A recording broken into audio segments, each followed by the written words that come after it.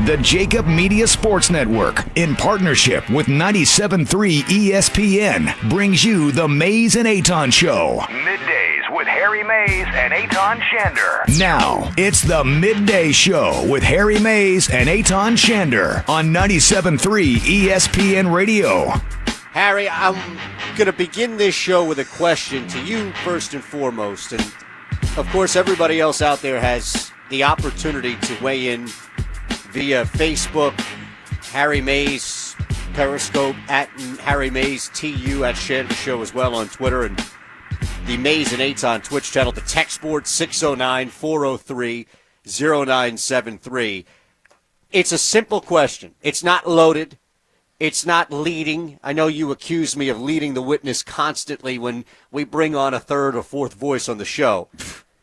Even you, at times, you accuse me of leading. This is an open-ended question, and I think after 3 games on a short week, we have enough in front of us. And listen, enough means not definitive, but just enough. Enough to build a case on whether or not this Philadelphia Eagles team can even make it. And that's really where I begin with you. And I hope people can weigh in via the many opportunities you have to weigh in. And we're live right now, but well, when you say make it, well, you make that's what the I'm saying. playoffs? Yes, before Okay. you I just even wanna make sure I answer, know. or before I even give you my opinion and my answer to this, I ask you to open up this program because I'm going to come right in, fire in right after you, no matter what. But will the Philadelphia Eagles, at now 1-2, staring down a very realistic 1-3, Very, very realistic. on a short week with Aaron Rodgers, who hasn't even got cooking yet? No, their defense has been really the story thus far in Green Bay, right? Yeah, absolutely. When was the last time we talked about a Green Bay defense? Honestly, It's been a long time.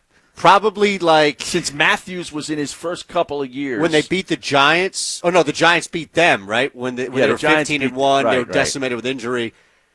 It's been a while. Yeah. It's been a long time. Like Clay Matthews was where the like defense is leading the team. was a young player. Right. And he's not even along the team. Is he with the Rams still? I can't even keep track. But anyway, it's been a long, long time since you thought about Green Bay as a defense. And that's where they are, and you think to yourself, it's only a matter of time, and maybe it's at home, right? Yep. Maybe it's Thursday night on a short week, taking advantage of a defense, a secondary that's very porous. That's the whole point. At 1-3, and listen, they're not 1-3. Darby's hurt now, too. Correct. Not that he has been great by any stretch. No, I understand that, but It's a body. my point of it is this, Starter. and I don't want to sound like I'm leading again. Very simple question. Will the Philadelphia Eagles make the playoffs? I still think they can. I can't sit here and say, after 3 weeks, yes, they will, no, they won't. But I thought last week was a very important game, and I know I got scoffed at, I got laughed at. Oh, it's not a must-win in week 3, Harry, shut up. Well, you looked at the schedule. Now I hear other people, now that they have lost, saying, wow, now all of a sudden they're not going to make the play. Well, that tells you that was a must-win football game, then, doesn't it? Absolutely. Right? And based on where we are and right now. that's my point. Based on the Thursday injuries, is must-win. Based on the injuries that this team has sustained early in the season to key personnel, some will still be out this coming Thursday night. Maybe some come back, Alshon, I don't know. Based upon the schedule that they have here in these next couple of weeks leading up to the bye week. You throw the Jets in there is like maybe the only gimme. And I don't know that I can even say a gimme is the Jets.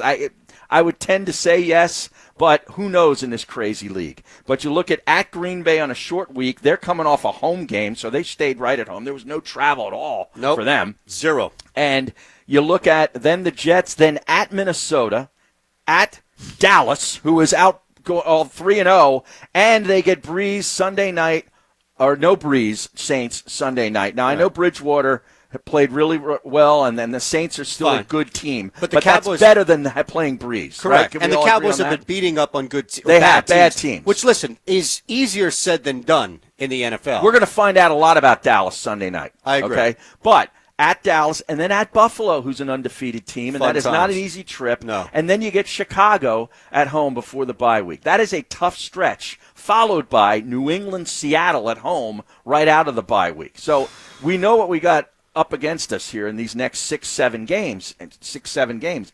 So are you building – it sounds like when I hear what you're saying, it sounds like you're building a case to say no. at 1-2, they will not make the playoffs. Well, it's math, and I don't have it in front of me.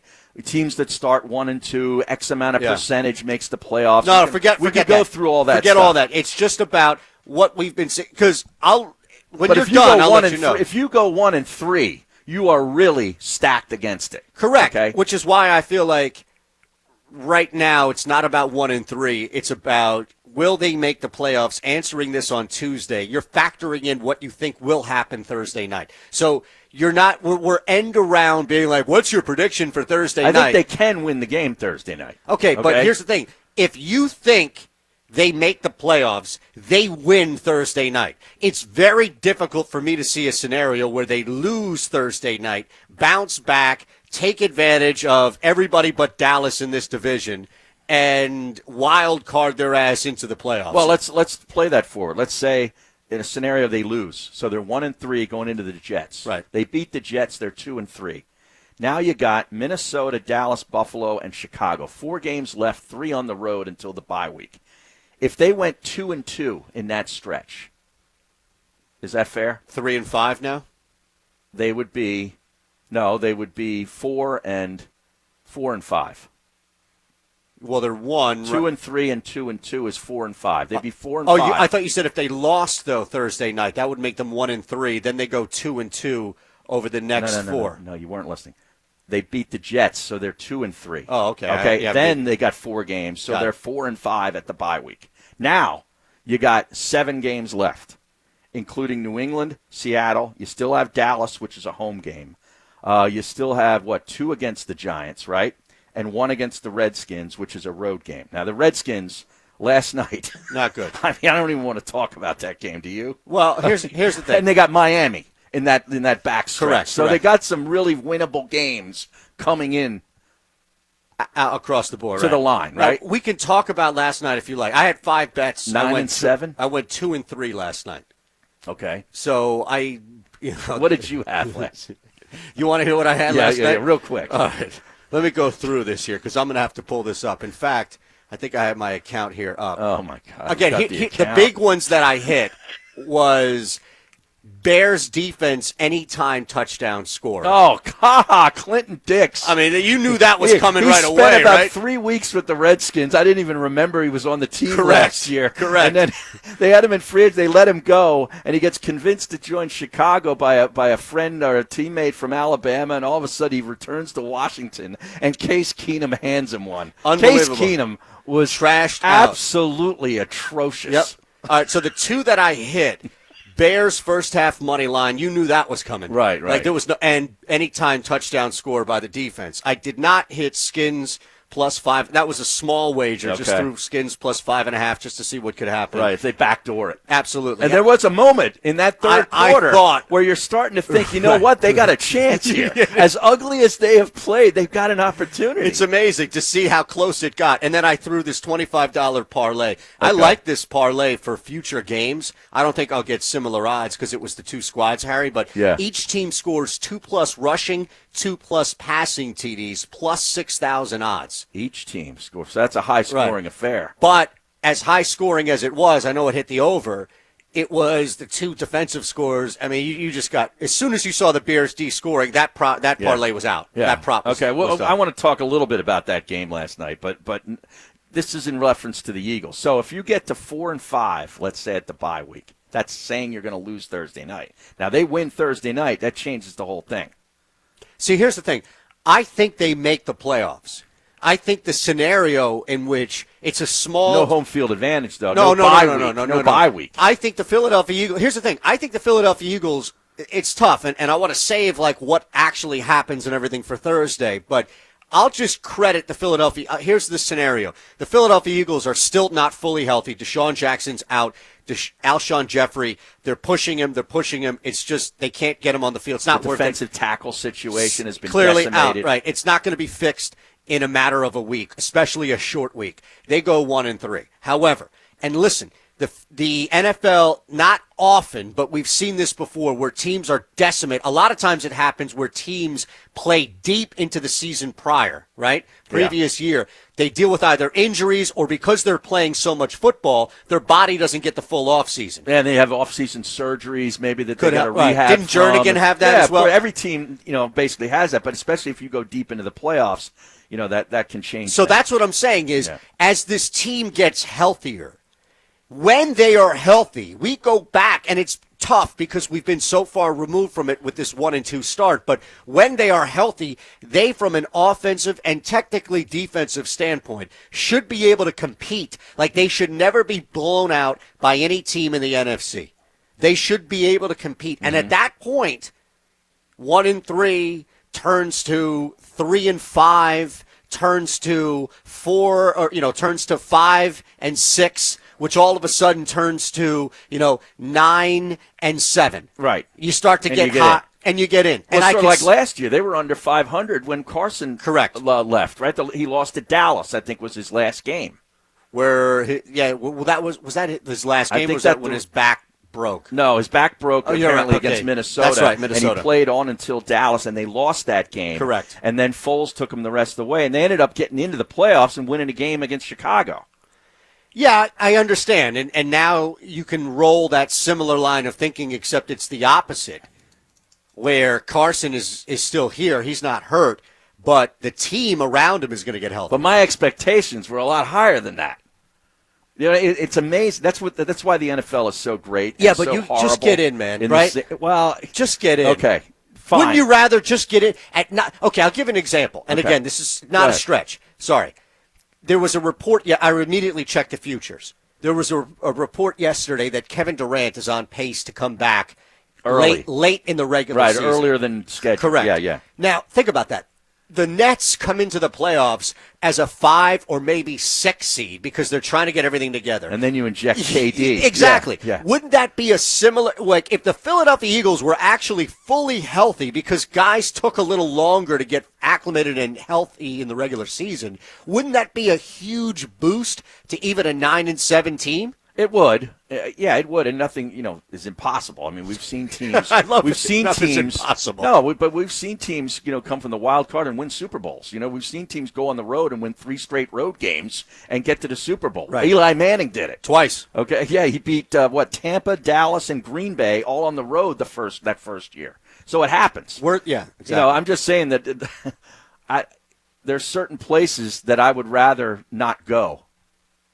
And that means, I'm including places like the Superdome, places like Lambeau in January when there's like ice and snow on the ground and it's, the wind is howling. Those. I'd rather have that at home. My expectation was to get a bye week. I get it. Will I take playoffs? You damn right I will. And you're not going to call for it. At that point, if you look back and you see the guys that have been down, you see the frustrations that you've seen on the field, the coaching issues as well, the game planning, the scripting, the lack of a pass rush from the front four, which is and that's another thing too, is they blitz the hell out of times out of Matthew Stafford, and I think you brought the numbers up right on the show, or maybe it was McMullen that night. I thought somebody on the show brought him up beforehand, but he was pretty damn good. He played his best when Jim Schwartz was blitzing him. Well, that must have been on your show last night. Okay, we didn't talk about that? The landmark. No, okay. I did not talk about that with you. 3 or 4 things in a row on a one day they start to fuse together. Yeah, man. I know. We're going to have to get into this, not because of the request on the Facebook page, the Eytan Shander Facebook page, at Harry Mays TU on the Periscope page, and Mays and Eytan on Twitch. We're going to have to talk about this Nationals game tonight. Because Nola against Scherzer. Yeah, you're not going to like what happened. I did something that I don't even like. I wasn't proud of the Cowboys bet, but it had to be made. Mm-hmm. This is a statement bet that I put tonight. All right, we're going to get into that in the second hour. Great, I can't wait. Matt Lombardo is going to join us at 1:00. Now, is Matt coming in studio? I don't know. It's your studio. How the hell do I know? We're just waiting for him to come back. That's all. Get back to us. And Alfie from Abington is going to stop by for the final half hour of the show. I have more faith in Alfie stopping by than I do Matt Lombardo. As do I. Now, okay. We are expecting a phone call, too, today from our friend yesterday that I told you about who's trying to start a petition with the Lebitard Show at Lorgy Scaping on Twitter. Lorg Scaping. Now, why are we doing this? Well, he reached out to me. To you? Yes.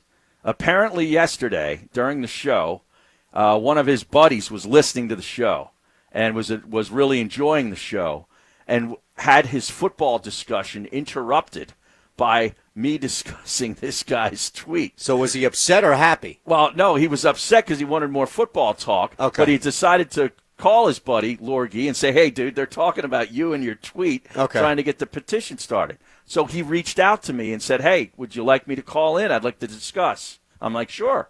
Do we have any idea? Because we've got guest schedule here. I told him, well, I didn't know we had a 12:30. No, we don't. I didn't schedule him. Oh, all right, because I just told him not between 1 and 1:15. Okay. Because we're going to be talking with Lombo. No, so we'll see if he calls. Absolutely. Okay, so I didn't schedule anybody at 12:30 yet. That's all. Yeah, and the text board, too, you got to check. 609-403-0973. He's on hold now, though. Oh, okay. Now, Josh, what? Give us a little heads up here, because Josh pre-produces phone calls, right? You know, guests, we give him a number of Jimmy Kempski. He doesn't have to run down the list of 10 questions. You know, he's busy doing that for the Guild guests. By the way, I didn't get a text from Josh. That must have just gone to you. Well, it's all right. Maybe your service is a little lagging today. Yeah. So, Josh, why don't you give us the skinny here? Any heads up you can give us? Hello, Josh. Oh, my God. Are you out on this, dude? Look, I gave you my 4 reasons why yesterday I don't have a lot of credibility or faith in any of this. I made my position yesterday. If you guys want to bring them on, I say the short leash. That's all I'm saying. That's why I sent on text. Okay. Well, I didn't get the text, so I sent it to the group text. All right, let's do this at 12:30. I didn't get that. Or you want to do it now? Well, we can do it at 12:30. The guy's been hanging on for 15 minutes. That's fine. Oh, well, why didn't we know about this? Well, I mean, do you really I want don't know why the guy called it noon. We weren't going to bring him on at 12:02. For God's sakes, we got a radio show to do here. That's part of the reason why I say I don't trust this. All right, why don't you tell him to call back at 12:30 so he doesn't have to sit on hold. And at 12:30, if he can call back, we'll bring him on and ask why he's got the petition going. Is that fair? That's fair. Okay. Yeah. By the way, someone who does understand the show etiquette, Glenn from EHT, is on hold as well. All right, well, let's chat with Glenn as we normally do to kind of get in the mood for a little football and in-state rivalry here, and we'll talk about this petition at 12:30. What's up, Glenn? Hey, fellas, how you doing? My Steelers are looking rough. Looking rough early. Mason Rudolph right now, he's playing average. He's young. But it could you be know a what, long though? year for him. Here's the thing, though. To be honest, I think you and everybody else, I get it. Steelers fans have every right to brag about the hardware and brag about the rings and all the accomplishments, but we need to have balance, at least on this show, guys. So you and all the other Steelers fans, and feel free to speak for the rest of Steelers Nation, you owe us an apology. That was the only, for people that did not have the red zone, they were stuck watching butter churn. Yeah. The 49ers-Steelers game, Glenn, was atrocious. Was brutal. Hard to watch. I said to a friend of mine today, it was tough to watch. All those turnovers, then 3 and out right after every one. Hard to watch. Believe me. I'm feeling it. I'm really feeling it. I want to talk about Carson Wentz real quick. Mm-hmm. To me, Carson Wentz is pressing for the simple fact that Nick Foles' shadow is so big. I think to him, until he wins a Super Bowl, he's always going to be looked at with, eyebrows raised. With every incompletion, with every pick, I'm telling you, it's going to be tough for him. And that's why he doesn't even want another player under center. He doesn't want anybody even under center, let alone go out there and have success. I'm telling you, I'm in a low moment. What do you mean? Hold on a second. What do you mean? Well, I'm talking about him pressing throws? Shadow. I'm just like what's he pressing? Throws? Success. People are always going to look at how does that manifest, though? Like success in what regard? In his play. His play is always going to be in question. Well, I don't know. He threw the ball 60 yards in the air on the opposite side of his body, hit J.J. Arthego-Whiteside in the hands to win a football game. Right. I mean, I don't think he's pressing much.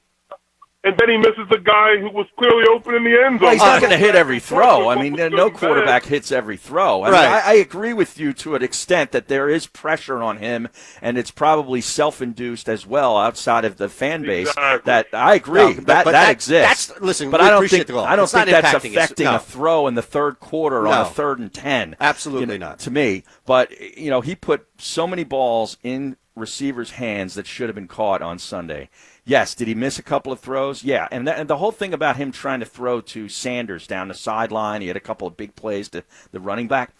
Was the one looked like it was a little underthrown? Yeah, okay. But this guy, Sanders, is also not used to running wide receiver routes. Right. He's a running back. They're asking him to do at something wide receiver different. because they're down so many wide receivers. So I can't even really – how many times have they run that in practice where you're running Sanders out wide basically on like a 9 route or something? You know what I mean? Like, when do they do that? Probably like the first week of OTAs when they can just mess around and have fun. Right. Before they actually before like even veterans get So there. I can't really criticize either side. I'm just thankful that Sanders caught the ball and didn't fumble it at this point. Correct. You know what I mean? Yes, I understand. And look for that to get better as the year goes on, that chemistry, if they need Sanders out and playing like a wide receiver, running wheel routes or whatever. And I think that's he'd be good at it. That's the point. With a week, though, you would figure that, and again, maybe it's unfair to Sanders, but I think people get frustrated when they see a week's worth of practice and the execution felt like guys were still thrown in there. Mm-hmm. And here's the difference. I get it. Coaches don't throw the football. Coaches don't catch the football. Coaches don't miss tackles. But there's a significant difference. Like, people want to come down on JJ, and people want to come down. Aguilar's a little different because he's a starter in the sense of a starting slot. Yeah, a veteran, But too. people want to come down on JJ, Mac Hollins, I guess to a lesser extent, but mainly JJ for the lack of productivity so far. JJ Arcega-Whiteside is in based off of circumstance. Miles Sanders is in based off of choice. That choice is made by the coaching staff, meaning there are two, and when healthy, 3 other running backs that you have the option to go to. Harry, it's not like Jordan Howard is hurt. No, I and know. the only but he's option not a they pass have. receiving back, and they like to have But the they have option. Darren Sproles. They won't even throw to him. Well, I'd rather Darren Sproles run that 9 route than Miles Sanders. Well, he did, and he pushed off. He ran a deep route and pushed off. All right, but I mean, still, though. I mean, you know come what on. I'm saying? Like, he's not the future either. I mean, the future of the team at running back is Miles Sanders. So I understand why they're trying to sort of force him into the action. Do I wish Jordan Howard would get more touches running? Yeah, I do. But because I trust him more with the ball. But Miles Sanders is the guy that they're trying to sort of move along into the process. Sproles is old. It's probably his last year. And Jordan Howard is probably not on the team next year. Hey, you know what I mean? All the more if Sproles is out, then I just think that if you're going to put somebody in a position that either they're not used to or they haven't practiced much, it's Darren Sproles catching the football. Miles Sanders just wasn't there yet. Listen, just because Miles Sanders isn't the option in week 3 doesn't mean he's not going to be the option in week 4 or 2 years down the line. I'm just saying it seems like they tried to, get it all back at once, man. How long were you iced out where you couldn't play golf right after your injury? Total a of year? about, about 9 months, 8-9 months. And the first time you were out there, it'd be like, running down, carrying your bag and running around. No, I was just thankful to hit golf balls on a range. Exactly right. And not fall over. Exactly. You're not trying to grab everything all at Right. once, and it just felt like they were trying to run. And here's the thing. With the wide receiver position, okay, I almost forgive them because they have no other option. J.J. Arcega-Whiteside's not normally in this position. But I tell you, this is my first real look at Mac Hollins in a wide receiver role. I didn't really like what I saw. Well, between the push-offs and the feet for hands, not really a great debut. No, and I think the frustration has been there for a guy who has been battling just to stay on the roster. Special teams has kept him on the roster, and he's been around a little longer than JJ. And he even said he prefers to play special teams. Did you catch that quote from a week ago? That was an unfortunate quote. Oh, my God. Why would he? I mean, listen. Seriously, when you say that and then roll up that performance where you're dropping balls in your hands and you're pushing off like you think you're Michael Irvin in 1994, you ought to be ashamed of yourself. Not good, man. Now, go back to covering punts. And I think that's wise because he's going to be on the field more than not. So I understand the reasoning. But, again, people need to understand the optics of what gets said and how it gets received, because people, what do you mean you don't like offense? Like, you're supposed to be, especially when you have an opportunity. Well, that's what I'm saying. You should be seizing that opportunity, thinking like, this is my chance to be a real wideout in the NFL. Instead, I think he realizes what he is. And I think that might have been the where that quote came from. I agree. You know what I mean? He doesn't really see himself as a third, fourth wideout on a good team. He sees himself as a special teams guy. A lot of text going Pretty in interesting. There. No, you're right. And that's the difference, is that when you get the opportunity to move and step up, you should almost embrace it. The mentality was kind of like, oh, I'm used to being, I don't know, like on the junior tour or something like that. It'd be like in radio. You're producer, but the lead host is out. They need a second guy to be the second guy. We're going to throw you in there. And you get your major opportunity. Do you seize it, or do you sort of fumble it around and say, I'd rather just be a producer? You put a tweet out before the show. Right. I really enjoy producing. All right, 609-403-0973. A lot of text coming in. Good. And a lot on Carson Wentz. We'll get to that at Harry Mays, TU at Shander Show on